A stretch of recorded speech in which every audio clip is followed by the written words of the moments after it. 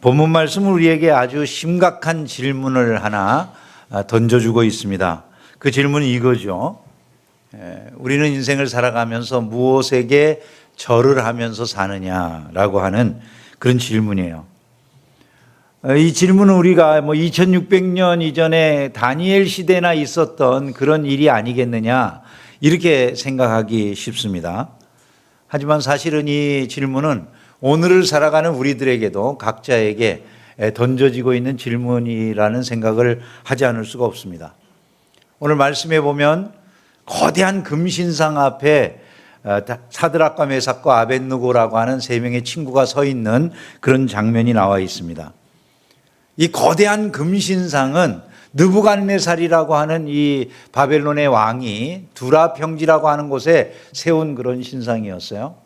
신상의 규모가 어마어마합니다. 높이가 60규빗 그렇게 말을 했어요, 성경에. 60규빗이라고 하는 것은 요 팔꿈치에서부터 요 손가락 끝까지의 길이를 규빗이라고 말합니다. 그러면 사람마다 다 똑같을까요? 안 똑같을까요? 조금씩 다르겠죠, 그죠? 그러니까 이게 보통 45cm에서부터 50cm 정도를 이야기하는 길이가 규빗이에요. 계산하기 쉽게 50cm라고 그러면 60규빗이면 얼마죠? 30m예요. 그죠? 30m.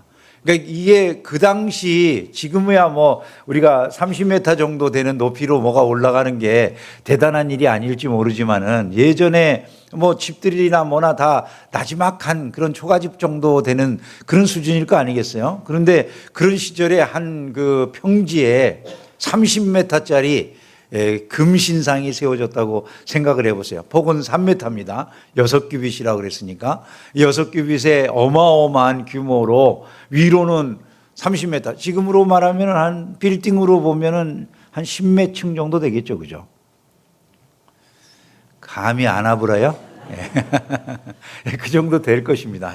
어마어마한 그냥 압도당할 규모의 신상을 세웠는데 이 신상이 몽땅 금으로 되어 있었다는 거니까 얼마나 호화찬란한 신상인지를 우리가 생각할 수가 있죠. 거대한 금신상을 세워놨어요. 도대체 느부갓네살은 왜 이런 짓을 했을까? 이제 이런 생각이 들지 않을 수가 없죠. 근데 이제 지난주에 설교를 듣고 혹시 가서 다니엘서 2장의 내용이 뭔가 하고 읽어보신 분들이라면 다 짐작을 하실 수 있을 거예요. 자, 다니엘이 왕이 꿈을 꿨어요. 느부갓네살이 꿈을 꾼 다음에 자기 꿈이 궁금해 죽겠는데 잊어버렸어요. 근데 너무 알고 싶어요.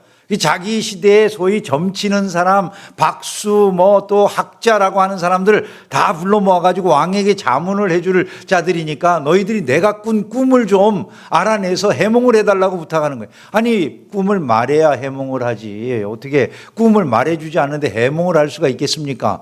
아니, 꿈부터 알아내라고 그러는 거예요. 못 알아내니까 다 죽이라고 명령을 했습니다. 이 절대왕권이라는 게 얼마나 무서운지를 알 수 있죠. 다 죽이라고 명령을 내렸는데 지난주에 우리가 생각한 것처럼 다니엘이 왕이 왜 이렇게 급하게 서두르냐 하고 내가 이제 말미를 주면 대답해 줄게. 꿈 얘기, 당신 꾼 꿈에 대해서 내가 얘기해 줄게. 이렇게 이제 대답을 해놨잖아요. 세 친구와 함께 더불어서 같이 기도했다고 말씀을 드렸고, 마침내 이제 대답을 얻어가지고 왕 앞에 들어가서 꿈에 대해서 이야기하고 해몽을 해줬어요. 그 꿈이 내용이 뭐였습니까? 신상을 봤다는 거예요, 왕이 꿈에. 거대한 신상을 봤는데 그 신상의 모습이 좀 특이했죠. 그러면서 얘기를 해주는 거예요. 머리는 금이고, 가슴은 은이고, 배는 노시고 그리고 다리는 쇠고 발은 이 쇠와 흙이 섞여져 있는 이런 신상을 보지 않으셨습니까? 봤다는 거죠. 이 느부갓네살이 그래 바로 그게 내가 꾼 꿈이었어. 다니엘이 설명을 해주는 거예요. 왕이여, 지금 당신의 나라는 이 금머리에 해당되는 그런 나라인데 그 다음에 이어서 다른 나라들이 오게 된다는 거예요. 그 나라만 못한 다른 나라들이 나타나서 이제 이 왕국이 네가 지금 가지고 있는 이 바벨론이라고 하는 왕국이 영원할 것처럼 생각하지만 영원한 거 아니야. 이거 다 사라지고 없어질 것들이야. 그런데 거기에서 마지막 설명하는 게 뭐냐면 산에서 뜨인 돌이라고 옛날 성경에 뜨인 돌이라고 돼 있어요. 뜨인다라고 하는 말이 뭔지 아시겠죠? 그죠? 산에서 여러분 작업할 때 돌 자르면 그걸 뜬다고 그러잖아요, 돌을. 그러니까 그 얘기를 하는 거예요. 산에서 잘라낸 돌이 날라와 가지고 이 우상을 갖다가 쳐서 부스러뜨려 가지고 가루를 만들었다라고 하는 이런 이야기를 하면서 결국 모든 것을 다스리고 통치하시는 이는 하나님이시다. 역사를 주관하시는 이는 하나님이시다라고 하는 걸 말을 해줬거든요. 이 느부갓네살이 듣고는 속이 그냥 뻥 뚫려 가지고 다니엘을 높이고 그냥 너희 하나님 대단하시다 이렇게 칭찬을 했어요. 근데 이제 그것에 대한 느부갓네살의 반응이 이 바로 금신상인 거예요. 그럼 금신상을 머리부터 이 발까지 다 금으로 싹 만들었다라고 하는 건 이 느부갓네살이라고 하는 바벨론의 왕이 어떤 응답을 했음을 말하겠어요? 하나님의 그 예언 따위 나는 믿지 않는다는 거죠. 그죠? 그까지 이제 예언, 네가 지금 뭐 금나라 이후에 은나라고 그런 엉뚱한 소리 할 거 없다. 나는 그거 전혀 안 믿어. 우리나라는 영원할 거야. 이런 얘기죠. 그죠? 금으로 몽땅 만들어가지고 그 어마어마한 금신상을 세워놓은 거예요. 내 나라는 영원할 거야. 하나님의 계획 따위 그런 거 필요 없어. 이렇게 아주 대놓고 선포한 거죠. 그죠? 낙성식을 했어요. 어마어마한 사람들을 불러 모아가지고 막 음악을 있는 대로 틀어놓고 사람들이 거기에다가 다 절을 하는 거예요. 수만 명의 사람들이 그 평지에 모여가지고 전부 다 우상 앞에 절을 합니다. 분위기에 압도당하지 않을 수가 없죠. 여러분, 우리가 수많은 군중 행사를 하는 이유 중에 하나가 그런 거잖아요. 북한에서 열병식을 그렇게 자주 하는 이유가 뭘까요? 분위기에 압도돼 가지고 권력 앞에 고개 숙이게 하려고 그런 짓들을 하는 거예요, 사람들이. 그런데 한번 생각을 해보세요. 그 수만 명이 절대 왕권을 가진 왕 앞에 다 절하고 있는데 그때 나는 절 안 할 거야 라고 하는 게 여러분 쉬워요? 보통 어려운 일이 아니죠.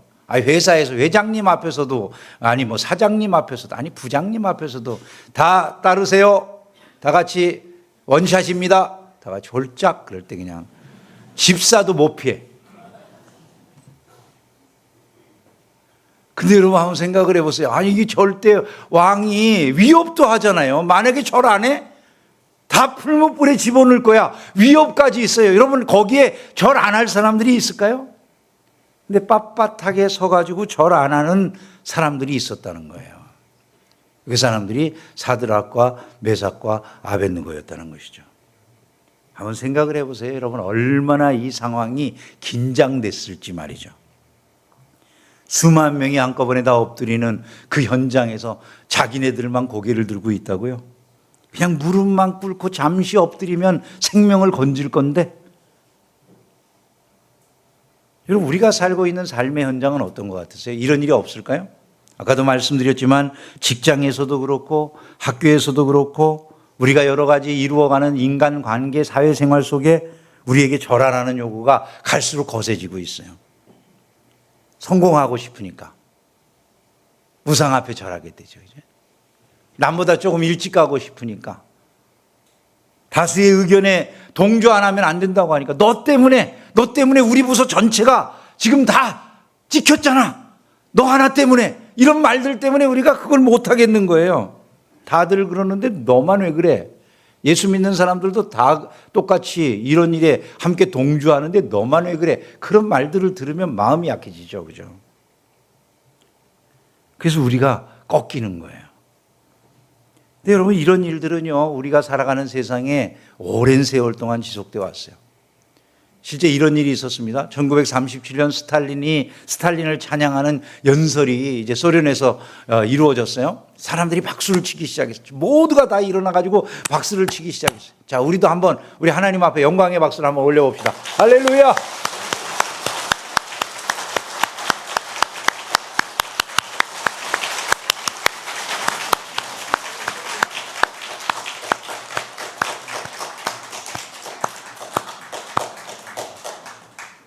몇 초 쳤어요? 하나님 앞에 박수 치자고 그러고 지금 몇 초 안 됐죠? 더 치고 싶어요? 아니잖아요. 그죠? 자, 스탈린을 찬양하는 연설이 끝나고 사람들이 박수를 치기 시작했습니다. 얼마 동안 쳤을 것 같으세요? 11분 동안을 쳤어요. 이거 실제로 있었던 일입니다. 11분 동안 사람들이 계속 박수를 쳤어요. 멈추지를 못해요. 사람들이 숨 넘어가게 생겼는데 멈추지를 못하는 거예요. 이거를요. 다 옆에 사람 눈치 보는 거예요. 누가 먼저 그만두나. 이 그치는 것이 자기네들 생각할 때도 이게 위험하다는 생각이 드니까 못 그치는 거죠.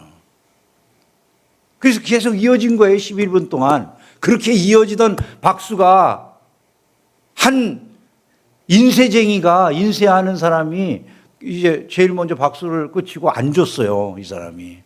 그리고 옆 사람들이 보더니 다 앉았어요. 그 다음에 그날로 그 인쇄쟁이가 행사 끝나고 끌려갔어요. 10년형을 받았어요.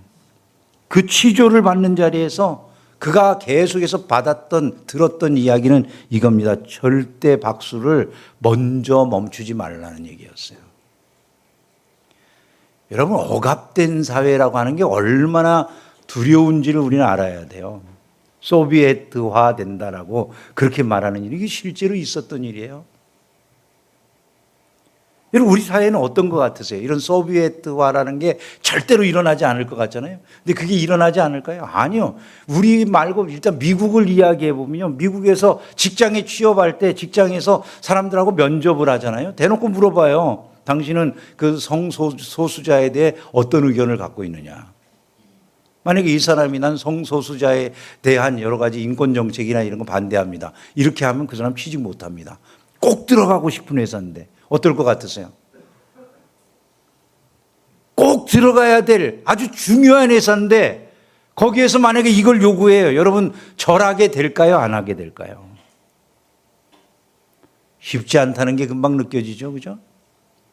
근데 그걸 요구합니다.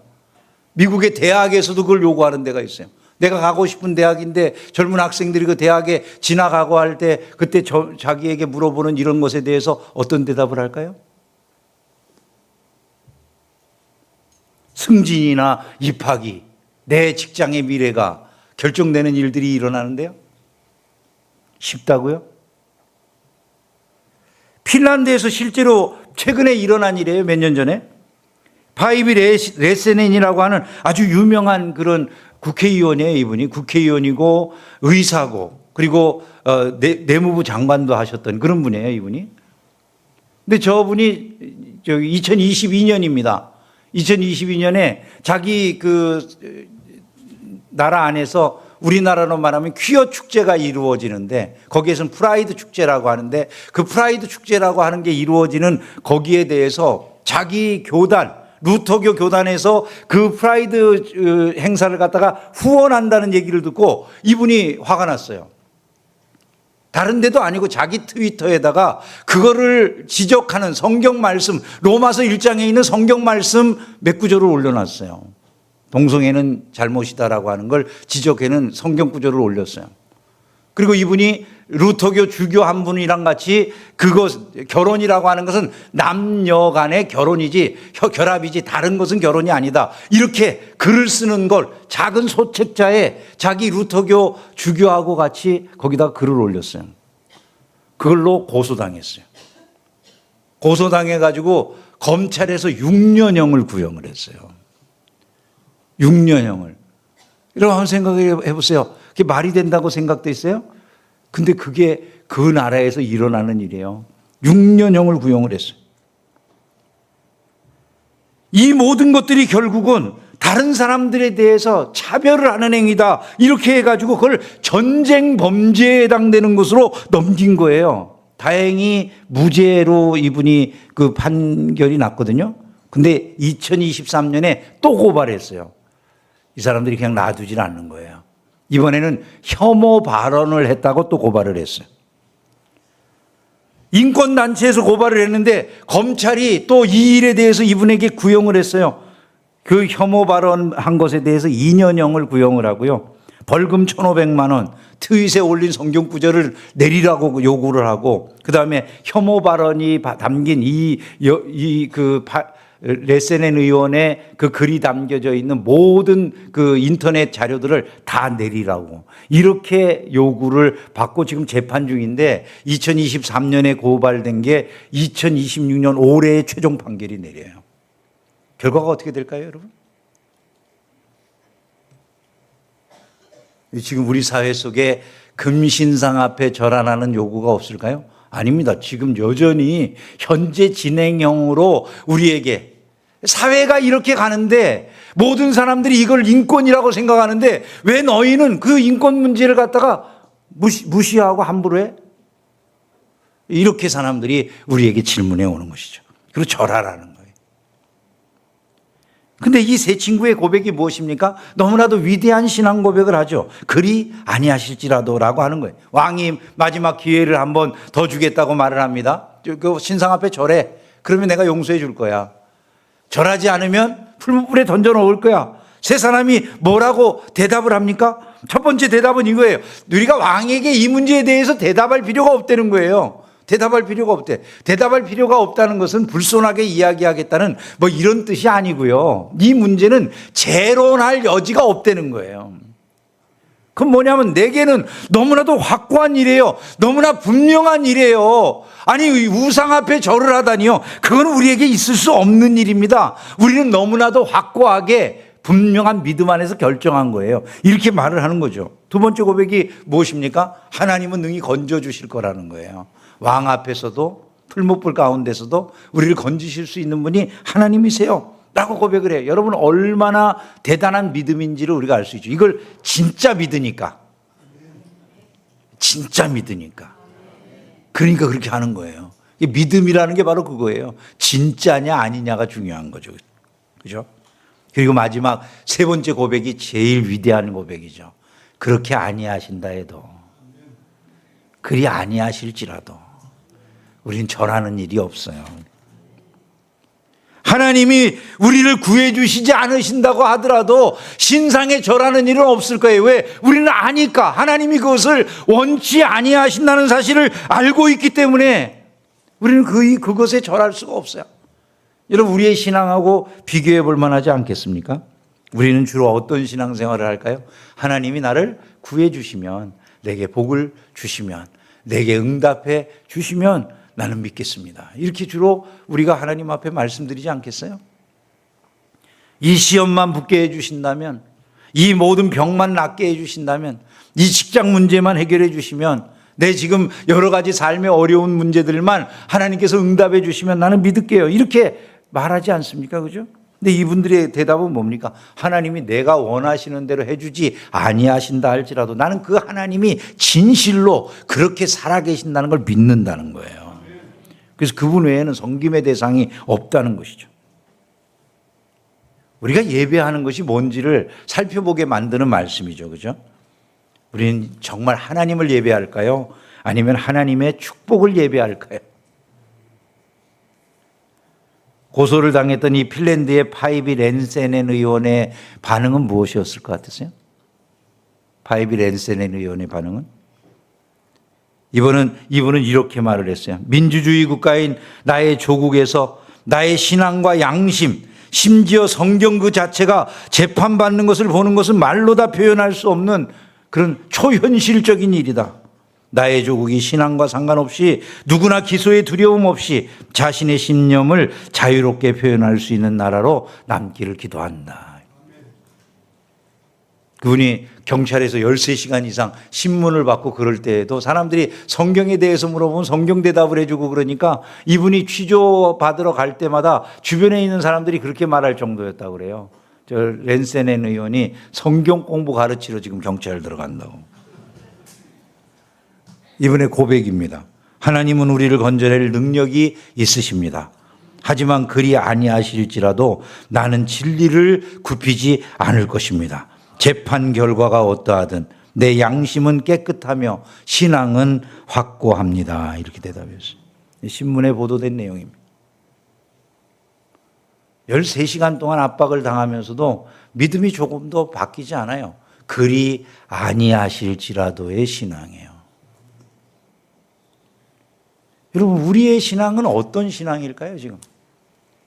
세상이 바뀌면서 우리의 신앙도 너무나 많이 변질되거나 흔들리고 있지는 않은가를 살펴봐야 되지 않겠습니까?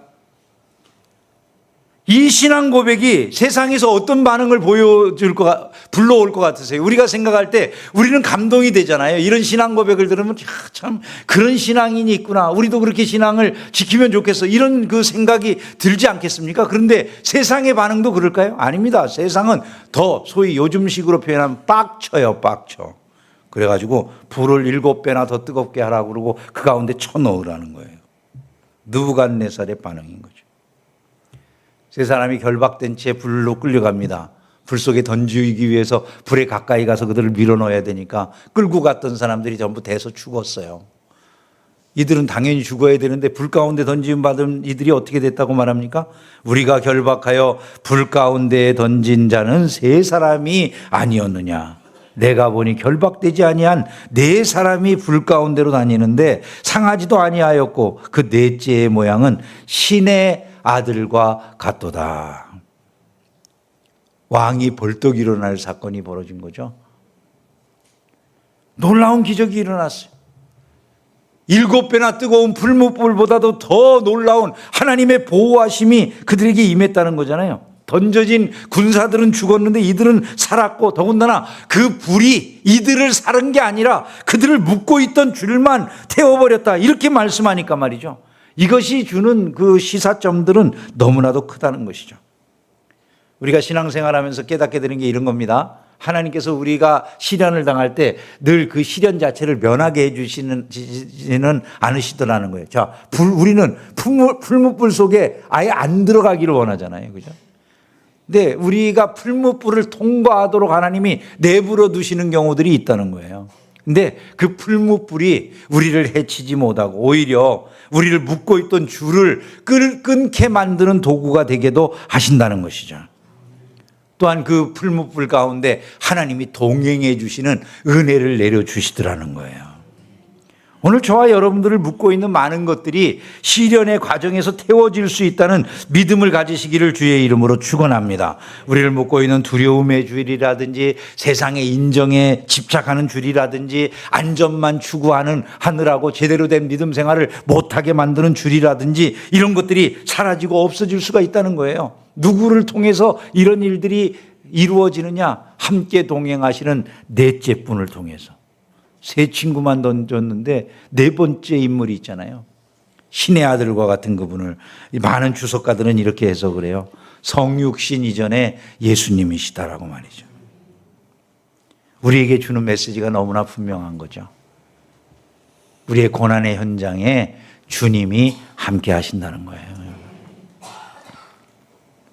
여러분들이 고난을 당하고 어려움을 겪으실 때마다 이 생각을 하실 수 있어야 돼요.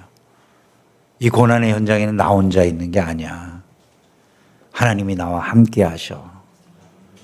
주님이 나를 이 고난을 피하게는 해주시지 않으셨지만 이 고난의 현장 속에 나와 함께 하시며 나를 이해하시며 내 길을 인도하고 계시며 마침내 나를 승리케 하실 것이다라는 이 믿음을 잊지 않기를 주의 이름으로 축원합니다.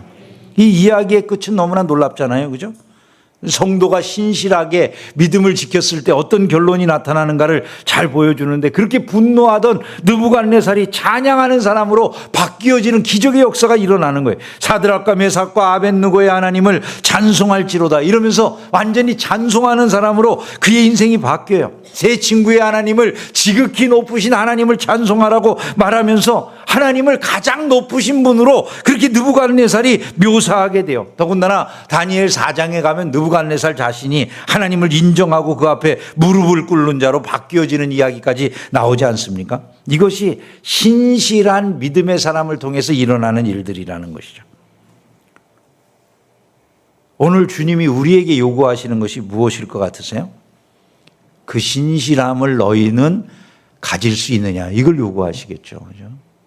너희도 그 신실함을 가질 수 있느냐. 느부갓네살이 하나님에 대해서 이야기하는 모든 것은요 교리로 깨달은 하나님이 아니에요. 느부갓네살이 이야기하는 하나님은 사드락과 메삭과 아벳느고의 하나님이에요. 그게 뭘 말씀하는지 이해가 되잖아요. 그죠?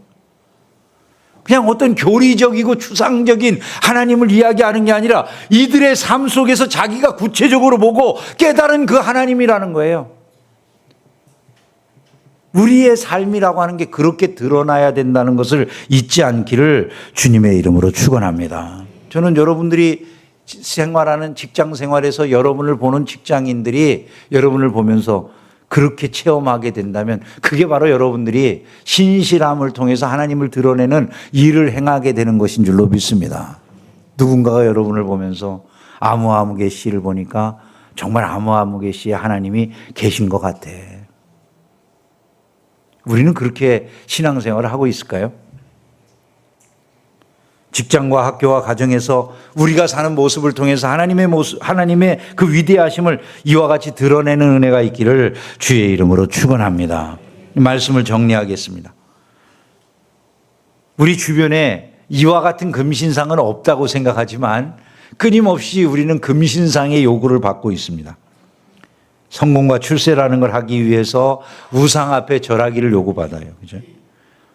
내가 물질적으로 풍요함을 누리고 안정되고 싶다는 그 욕구 때문에 우리는 우상에게 절할 것을 요구받을 수 있어요. 사람들의 인정을 받기 위해서. 또 여러 사람들이 다 주변에서 이게 다 다른 사람들 다 그런데 이게 그냥 하나의 습관이고 우리가 당연히 해야 될 일인데 뭐 이런 그런 것에 우리는 압박을 많이 받아요. 그래서 대한민국의 신자들에 대해서 어떤 분이 그러더라고요. 대한민국에는 진짜 믿음이 있는지 모르겠다. 여러분은 어떻게 생각하세요? 많은 신자들이 그렇게 한다는 거예요. 뭐 친구네 집에 그 장례가 있으면 가서 일단 절부터 해. 우리가 일반적으로 그렇게 하는 것을 바람직하지 않은 걸로 배웠어도 그냥 사회적인 하나의 관습이니까 괜찮아 그러고 그냥 가서 다 해요. 내가 거기에서 정말로 추구하려고 하는 게 말씀의 명령에 순종하고자 하는 것일까? 아니면 나는 그냥 사회적인 관계를 내게 있어서 더 우선적인 것으로 여기며 사는 것일까? 고민해 본 적이 우리가 있을까요? 여러분, 우리의 삶의 주변에는 너무나도 많은 금신상들이 있을 수 있다는 거예요. 우리는 오늘 이 말씀을 통해서 우리 자신들을 들여다봐야 돼요. 우리의 신앙은 조건부적인 신앙은 아닐까요? 하나님 내 기도를 들으시면 믿어드릴게요. 만약에 들으시지 않으시면 이제 더 이상 내 아버지는 아닙니다. 내일부터는 아저씨 이렇게. 하나님은 내 아버지 아니 이들처럼 우리가 하나님에 대해서 하나님 듣지 않으신다 할지라도 내 뜻대로 하지 않으신다 할지라도 나는 하나님을 믿습니다 할 수 있을까요? 그런 걸 살펴봐야 된다는 것이죠. 정말 주님이 인정하시는 믿음이 있는지. 제가 지난 주행가 그 신의 악단이라고 하는 영화를 봤거든요. 처음에 그 영화를 보면서 그 영화의 내용이 근래에 일어난 건 줄 알았어요. 저는 전혀 내용을 모르고 가서 봤기 때문에 그냥 왜냐하면 찬양 내용들이 전부 요즘 부르는 찬양들이더라고요. 그래서 최근에 일어난 그런 그 탈북 사건을 다루고 있는 줄로 알고 막 얼마나 감동이 되는지 도대체 누가 이 최근에 저렇게 멋진 저런 탈북의 역사를 기록했나 그래가지고 막 궁금해서 여기저기 찾아보니까 요즘 일은 아니더라고요. 그게. 옛날에 북한에 칠곡교회라고 하는 거를 세우던 당시에 일어났던 일, 지금 북한의 봉수교회하고 칠곡교회하고 두 군데 예배당이 세워져 있잖아요. 근데 그 칠곡교회라고 하는 예배당 세울 당시에 실제로 있었던 일을 현대적으로 각색해가지고 영화로 만든 거라고 그렇게 이야기를 나중에 알게 됐어요. 근데 이제 거기 그 내용을 이렇게 보다가 얼마나 감동이 되고 눈물이 나는지 그거 보면서 참 많이 충격을 받았던 것이 거기에 그 막 사람들을 고문하고 핍박하고 죽이고 뭐 가두고 이런 일들을 막 두드러 패고 이런 일들이 일어나는 그 엄혹한 현장에서 믿는 사람들이 있는 거예요. 만약에 대한민국이라고 하는 오늘 이 남한의 현실에서 북한처럼 그렇게 사람들을 때리고 고문하고 총으로 쏴서 죽이기도 하고 하는 그 엄혹한 현장이 만약에 벌어진다면 우리는 여전히 과연 이 세 친구와 같이 믿음을 고백할 수 있는 사람들일까요, 여러분? 신앙은 그것을 넘어서는 것일 텐데 저는 그것을 보면서 그들이 그 핍박 가운데 목숨을 걸고 결국 어떤 사람들은 다른 사람들을 위해서 희생하고 다른 사람들을 살리고 하는 그런 과정들의 이야기를 보면서 너무나 감동이 되더라고요. 현대사회에는 그런 사람들이 없을까요? 우리의 신앙은 어떤 위치에 있을까요? 나는 정말 이 무서운 압박들 앞에서도 당당히 홀로 설 수 있는 용기가 있을까요? 세상이 다 엎드려도 나는 하나님의 뜻대로 똑바로 서서 저 우상 앞에는 절을 하지 않을 것입니다. 이럴 용기가 우리 안에 있을까요? 여러분, 우리는 그것들을 우리에게 물어봐야 되죠. 우리에게 물어봐야 돼요. 하나님이 때로 시련 가운데서 우리를 건져내시지 않는다 할지라도 그 시련 중에 우리와 함께 하시며 우리의 믿음을 더하여 주신다는 그런 것을 우리가 믿고 확신하면서 계속해서 전진할 수 있겠는가? 그런 것들을 우리가 확인해 봐야 되잖아요. 저는 오늘 저와 여러분들이 함께 기도하면 좋을 것 같아요. 두 손을 가슴에 모으고 함께 눈을 감고 이런 기도를 하면서 마무리하면 좋겠습니다. 우리가 절하고 있는 것이 무엇인지, 저를 요구받고 있는 건 무엇인지, 내 신앙을 끊임없이 약화시키고 나로 하여금 하나님 앞에 가까이 나아가지 못하도록 막고 있는 게 무엇인지, 여러분 그걸 한번 생각해 보셨습니까? 그것들을 한번 가슴에 떠올려 보세요. 우리는 신앙생활이 조건부는 아닌지, 나는 정말 그리 아니하실지라도 믿음을 갖고 있는지, 내가 이미 무너졌을 수도 있어요. 무너지고 넘어져서 나는 이미 세상과 함께 거의 비슷해진 것 같이 그렇게 마음에 여겨지는 분들이 있을 수도 있겠죠. 그죠? 그대로 남아있을 겁니까? 그럼 우리의 믿음은 어디 있을까요, 여러분? 주여, 제 힘으로 안 되는데 그럼 어떻게 합니까? 성령의 도움을 요청해야 됩니다. 우리의 힘으로 할 수 없는 것이기 때문에 주의 성령이 우리를 도와주시도록, 붙잡아 주시도록 기도해야 되지 않겠습니까? 우리의 삶을 통해서 사드락과 메삭과 아벳느고처럼 누군가에게 살아계신 하나님이 증거되는 그런 일들이 일어날 수 있도록 그렇게 사용되기를 원하는 마음이 우리 안에 있어야 되지 않을까요? 주여, 우리를 도와주시옵소서. 두 손을 가슴에 모은 채로 우리 조용조용히, 남이 안 들어도 되고요, 우리 가운데 속삭이듯이 해도 되겠어요. 간절하게 한 1분 동안만 통성으로 기도하겠습니다.